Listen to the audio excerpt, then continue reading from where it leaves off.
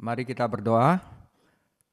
Tuhan Yesus, terima kasih atas berkat-Mu kami dapat di tahun 2024 bulan Maret ini kembali lagi untuk belajar firman-Mu.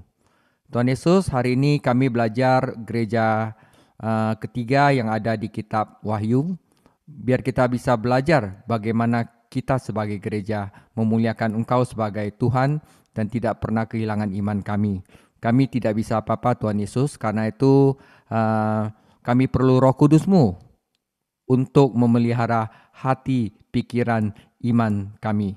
Terima kasih Tuhan Yesus, dalam nama-Mu kami berdoa. Amin. Saudara, hari ini kita masuk ke pelajaran 7 gereja di kitab Wahyu. Kita sudah masuk ke gereja di Pergamus. Jadi di Efesus mereka kehilangan kasih mula-mula, kasih kepada sesama. Karena itu Tuhan Yesus bilang walaupun kerja mereka keras, kerja mereka kuat, tetapi kembalikan kasih terhadap sesama. Gereja di Smyrna adalah gereja yang dipuji Tuhan karena penindasan yang begitu berat. Mereka didiskriminasi, mereka difitnah, tetapi mereka tetap mempertahankan iman kita. Hari ini kita akan lanjutkan ke gereja yang ketiga, yaitu Pergamus. Ya, saudara. Kita mulai dengan firman Tuhan di Wahyu 2 ayat 12 sampai 17. Dan tuliskanlah kepada malaikat jemaat di Pergamus. Inilah firman Dia, yaitu Yesus Kristus, yang memakai pedang yang tajam dan bermata dua. Aku tahu di mana engkau diam, yaitu di sana, di tempat tahta iblis. Dan engkau berpegang kepada namaku, dan engkau tidak menyangkal imanmu kepadaku. Oke. Juga tidak pada zaman Antipas. Antipas itu adalah uskup di Pergamus, ya. Saksiku yang setia kepadaku, yang dibunuh di hadapan kamu, di mana iblis diam. Ya, kalau Smyrna itu adalah muridnya Yohanes, ya. Dan kalau misalnya di Pergamus itu di zaman Antipas, Antipas juga setia, ya. Nah, saudara, kita lihat ayat 14. Tetapi aku mempunyai beberapa keberatan terhadap engkau. Di antaramu ada beberapa orang yang menganut ajaran Bileam, yang memberi nasihat kepada Balak untuk menyesatkan orang Israel, supaya mereka makan persembahan berhala dan berbuat zina. Demikian juga ada padamu orang-orang yang berpegang kepada ajaran pengikut Nikolaus. Oke, sebab itu bertobatlah. Jika tidak demikian, aku akan segera datang kepadamu dan akan memerangi mereka dengan pedang yang di mulutku ini. Siapa bertelinga, hendaklah ia mendengarkan apa yang dikatakan Roh kepada jemaat-jemaat. Barang siapa menang, kepadanya akan kuberikan dari mana yang tersembunyi, dan aku akan mengaruniakan kepadanya batu putih yang di atasnya tertulis nama baru yang tidak diketahui oleh siapapun selain oleh yang menerimanya. Demikian firman Tuhan. Antisara, Cing.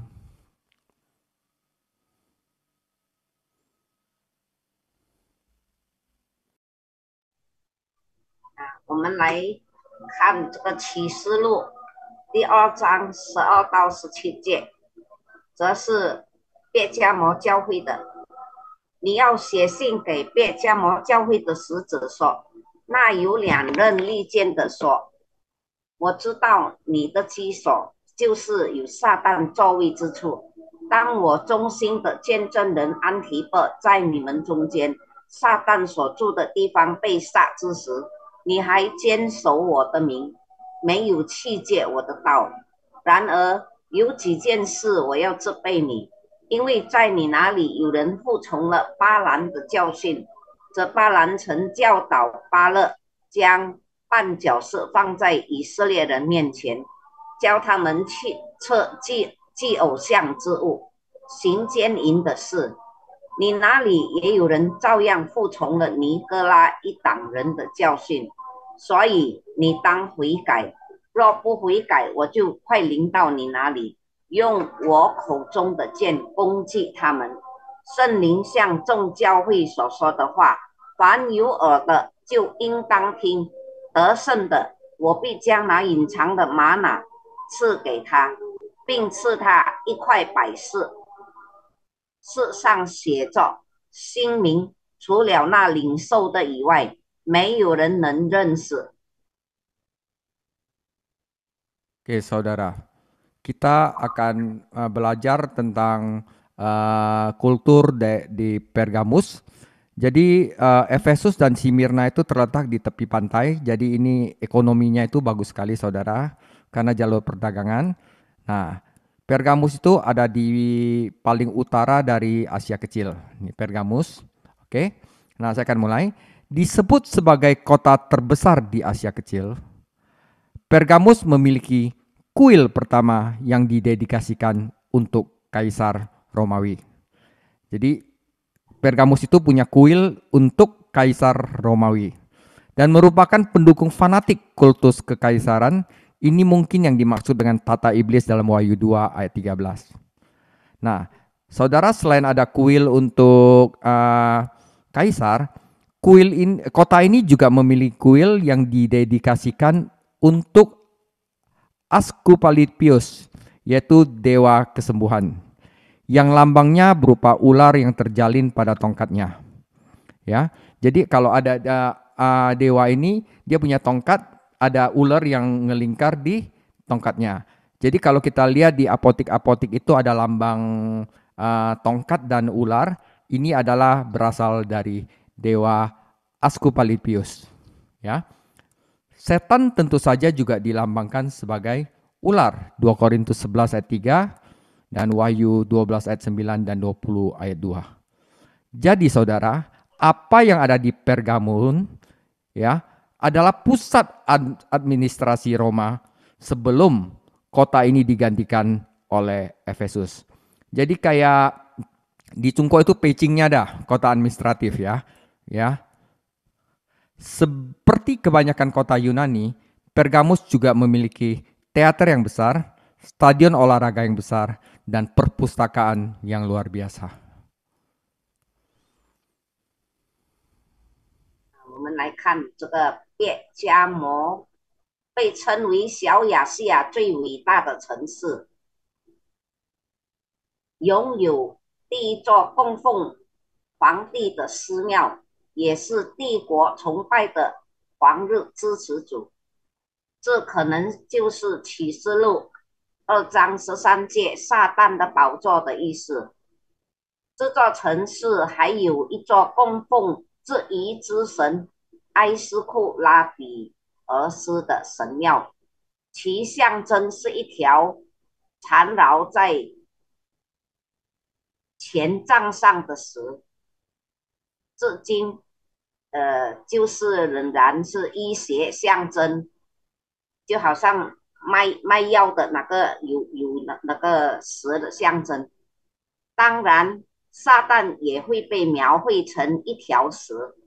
那么，在以弗所取代之前，这里就是罗马的行政中心，和大多数希腊城市一样，别加摩也有当时非常有名的剧院、体育场和图书馆。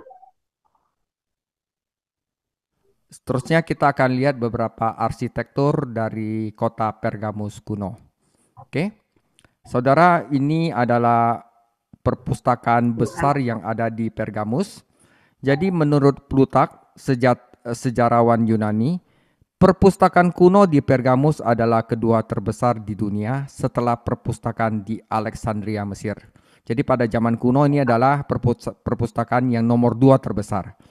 Perpustakaan di Pergamus memiliki 200.000 volume gulungan papirus. Dulu itu kalau misalnya tulis di papirus itu mahal sekali. Jadi kalau memiliki 200.000 volume gulungan itu besar sekali, saudara. Nah, saudara, di sebelah tengah ini ada gambar dewa Asclepius ya. Jadi ini adalah dewa kesembuhan. Cukup populer di sana karena orang di sana itu suka sekali mujizat-mujizat kesembuhan ya. Dewa kesembuhan memakai tongkat yang dililit ular dan sekarang tongkatnya menjadi simbol kesembuhan yang ada di apotik-apotik lah gitu ya. Nah, kuil dewa Asclepius adalah seperti ini dan sekarang ini adalah rekonstruksinya ya. Di dalamnya itu ada patung dewa ini. Jadi ini nggak usah diterjemahin saudara karena ini arsitektur. Nah saudara, di dalam kota Pergamus ada yang namanya Altar of Zeus, suatu bangunan megah yang mempunyai altar yang dipersembahkan oleh dewa tertinggi Yunani, yaitu dewa Zeus atau dewa langit. Jadi di antara banyak kuil untuk dewa Roma dan dewa Yunani, Pergamus memegang kehormatan tinggi untuk menjadi tempat kuil Zeus, dewa tertinggi atau dewa langit. Dan beberapa pelajar Alkitab beranggapan bahwa altar Zeus merupakan tahta iblis. Tahta iblis juga menyinggung posisi dan simbol kuat atas paganisme di kota tersebut.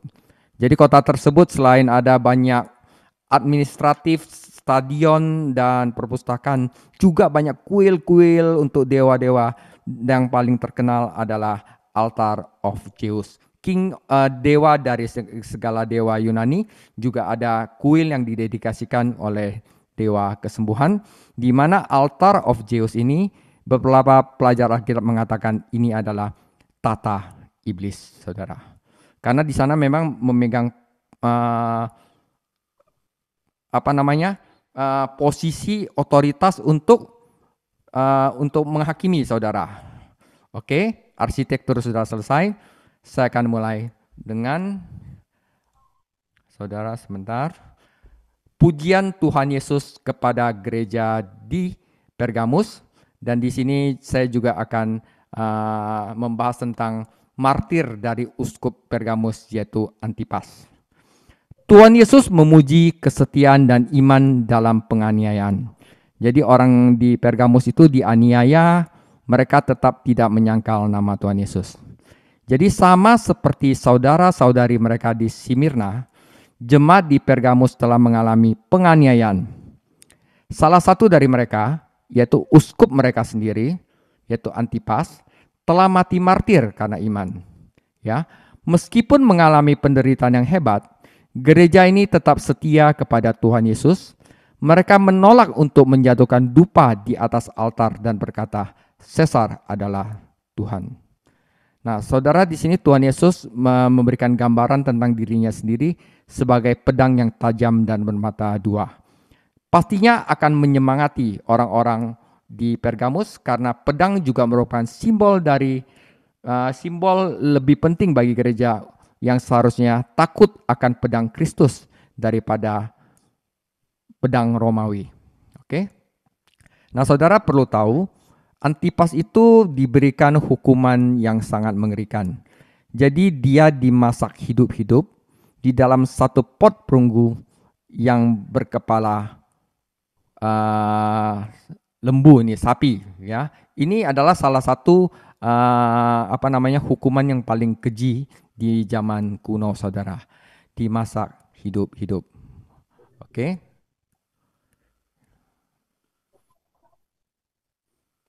我们来看这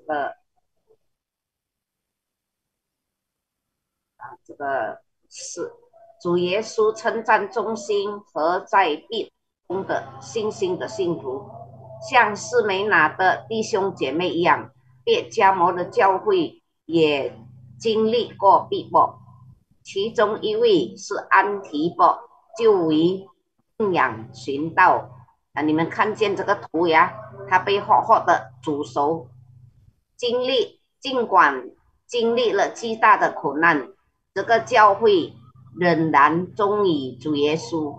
他们集结在祭坛上烧香，并说：“盖撒是上帝。”主耶稣对自己的描述，他有一把锋利的两刃剑，肯定会鼓励人们，因为剑也象征着教会更重要的是害怕基督的剑，而不是害怕罗马剑。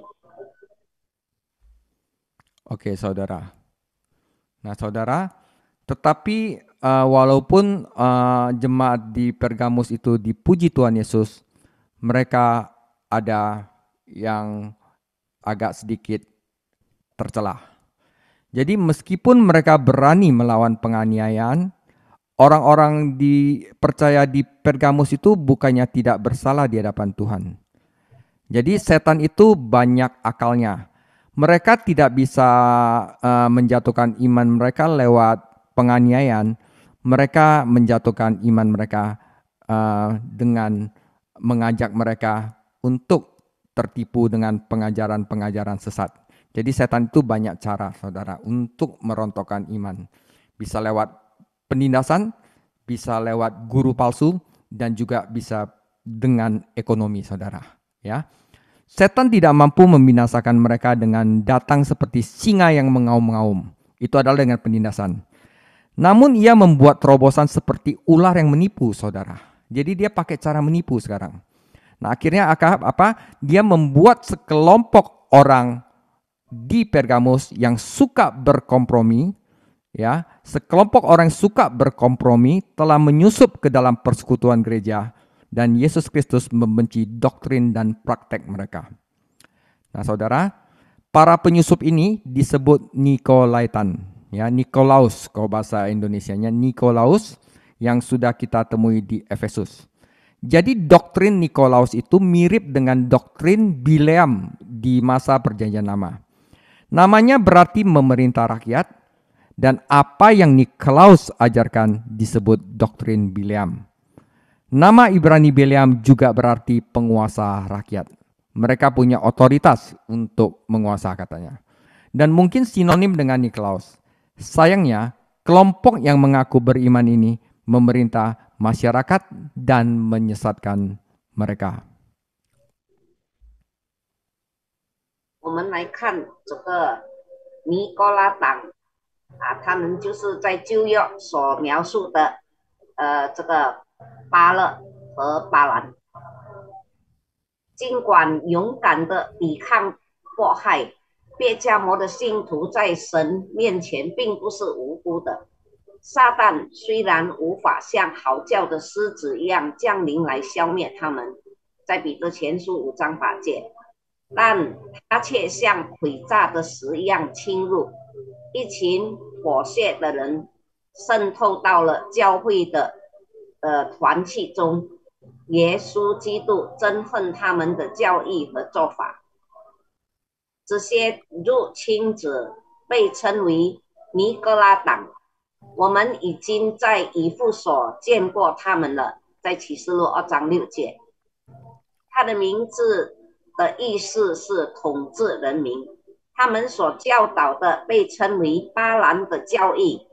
启示录2章14节，希伯来语名字巴兰也有人民的统治者的意思，可能这尼格拉斯的同义词。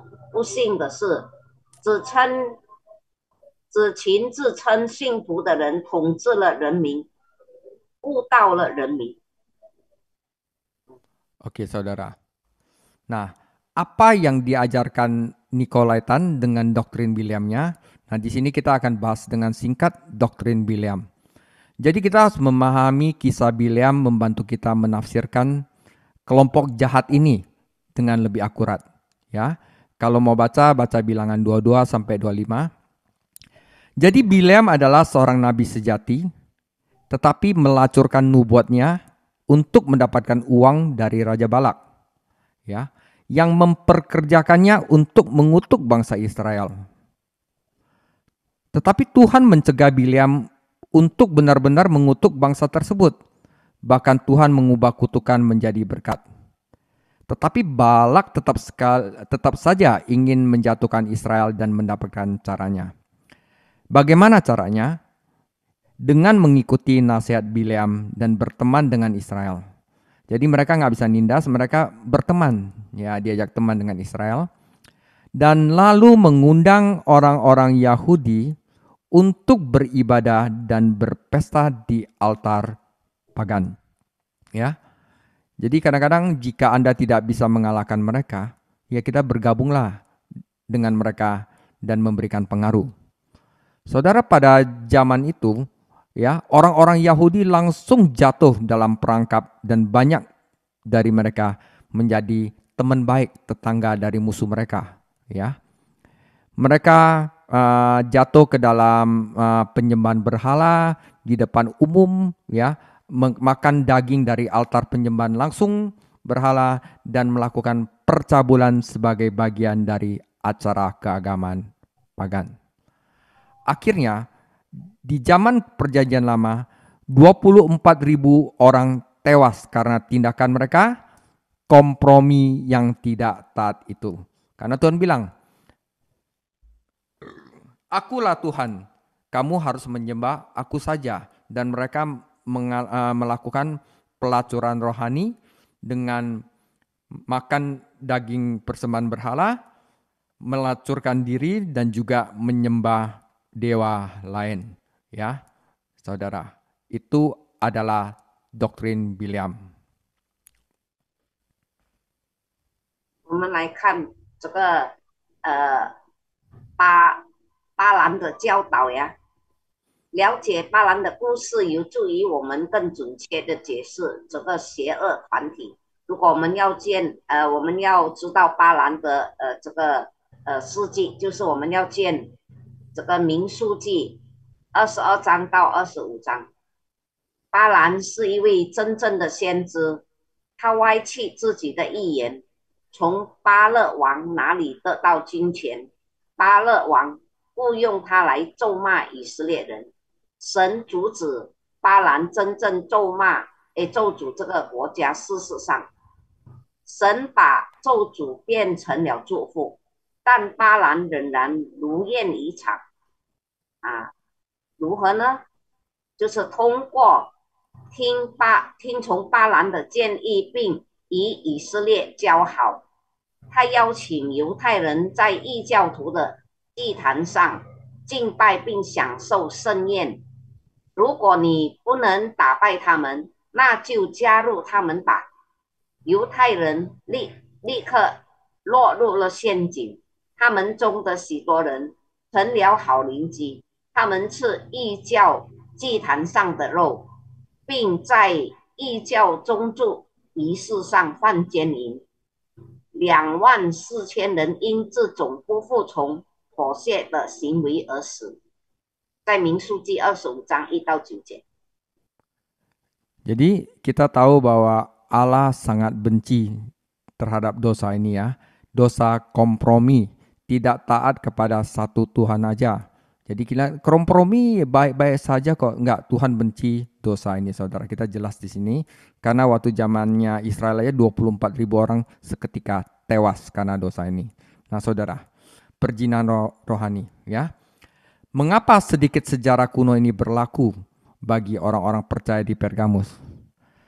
Karena salah satu kelompok di gereja itu berkata, yaitu Nikolaus ya, tidak ada salahnya bersikap ramah terhadap Roma. Ya, apa salahnya menaruh sejumput dupa di altar dan menegaskan kesetiaanmu kepada kaisar?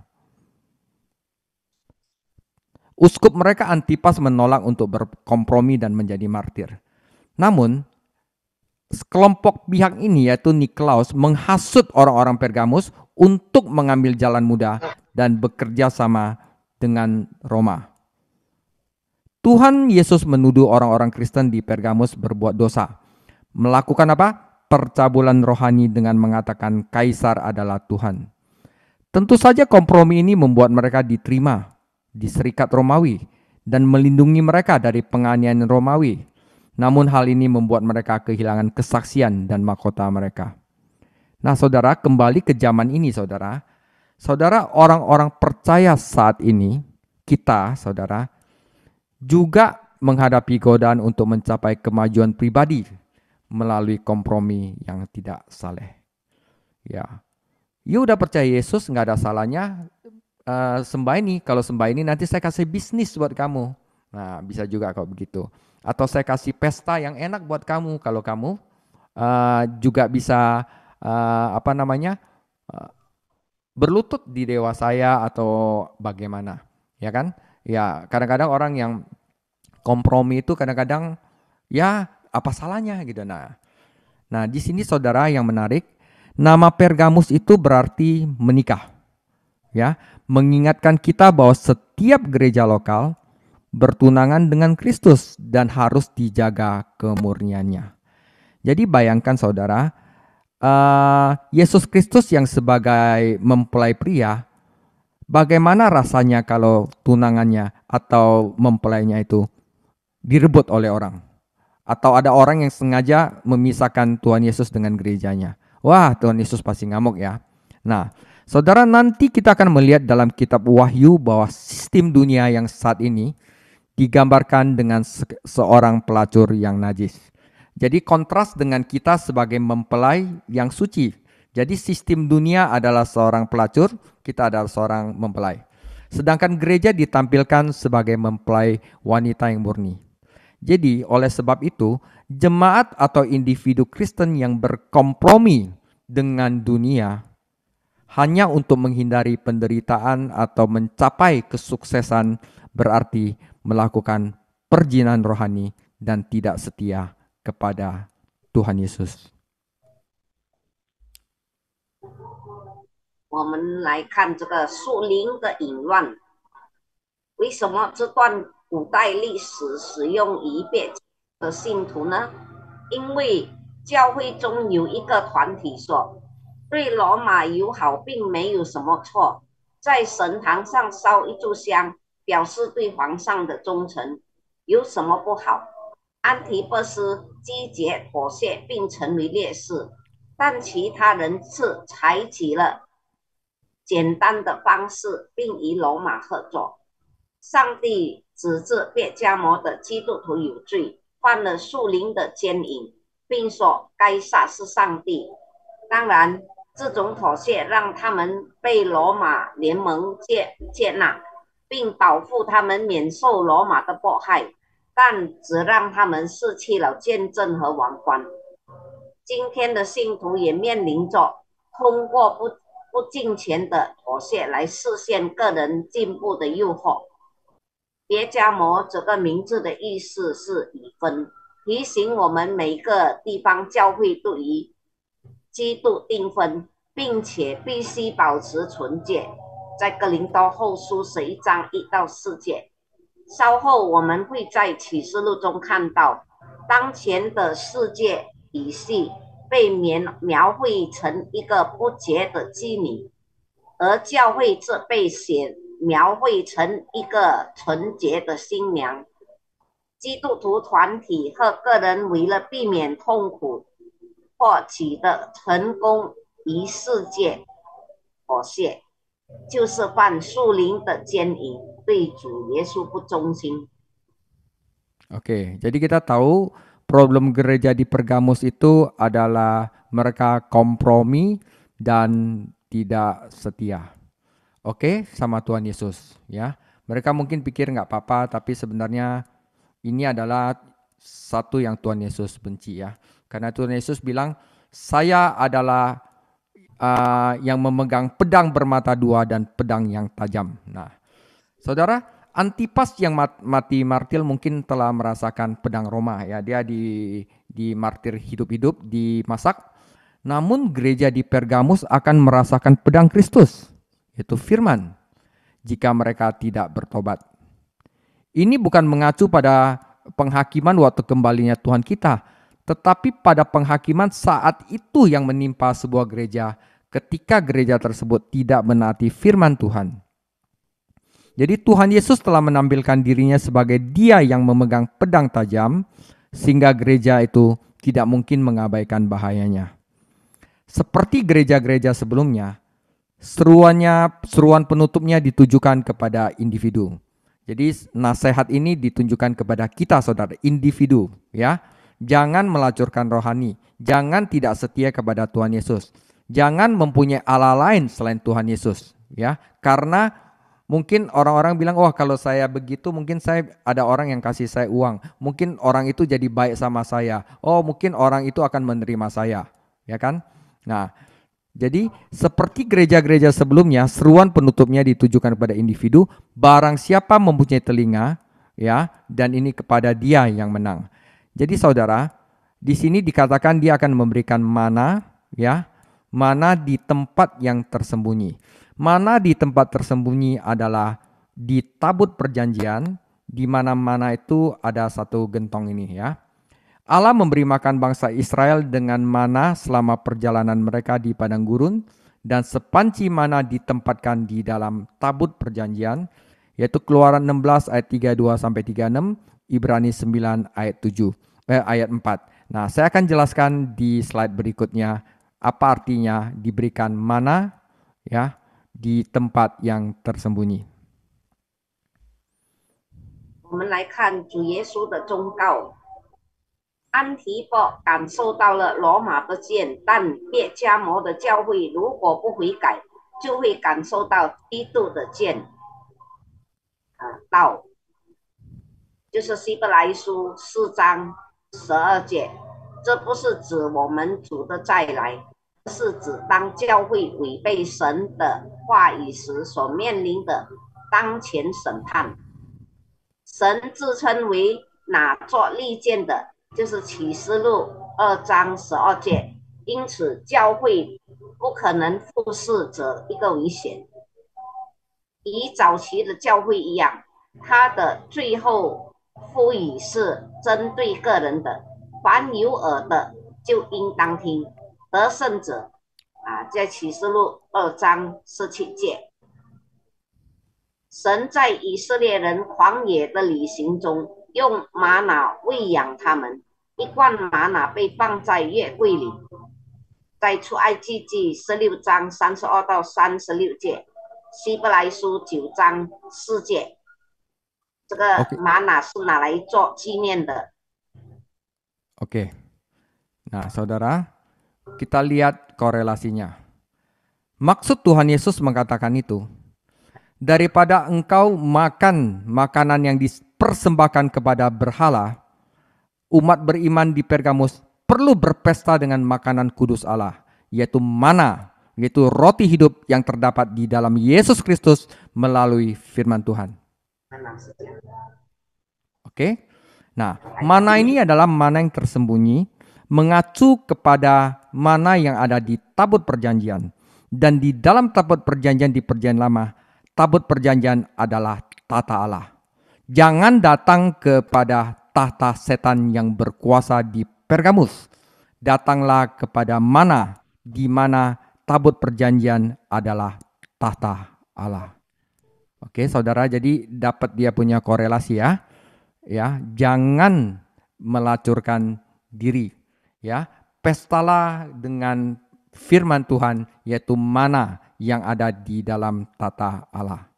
Nah, saudara, di sini dikatakan ada satu batu putih ya. Nah, kita harus belajar kebudayaan Yahudi. Jadi pada masa itu sebuah batu putih yang dimasukkan ke dalam satu bejana oleh hakim, itu artinya hakim itu memutuskan pembebasan seseorang yang diadili. Itu juga digunakan sebagai tiket untuk mendapatkan izin untuk masuk suatu pesta. Jadi itu adalah kamu bebas, kamu tidak lagi bersalah. Itu kalau misalnya batu putih itu jadi melambangkan bahwa orang itu tidak lagi terkena hukuman. Ya. Keduanya itu tentu berlaku bagi orang-orang percaya dalam arti rohani.